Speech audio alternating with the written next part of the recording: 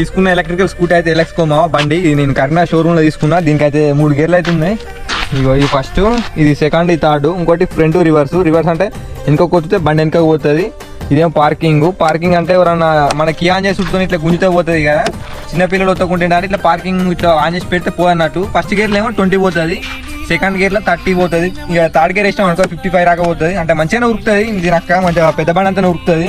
ఇట్లా మనకు బ్లూటూత్ కూడా ఇచ్చిందో, మన సెల్ ఏంటంటే బ్లూటూత్ కనెక్ట్ చేసుకుని డైరెక్ట్ పాటలు పెట్టుకుని పోవచ్చు, మంచిగా టైం పాస్. ఇంకోటి ఏంటంటే ఇక మన కార్ తిరిగించిందో, ఇగో ఇదేమో ఇది గిట్లున్నా, ఇదేమో లాక్ తీసుడు, ఇగో ఇదేమో లాగేసుడు. ఇప్పుడు నేను లాక్ తీస్తా, 2 సార్లు ఒత్తుకున్నా. ఇప్పుడు నేను లాక్ ఎత్తా ఒకసారి.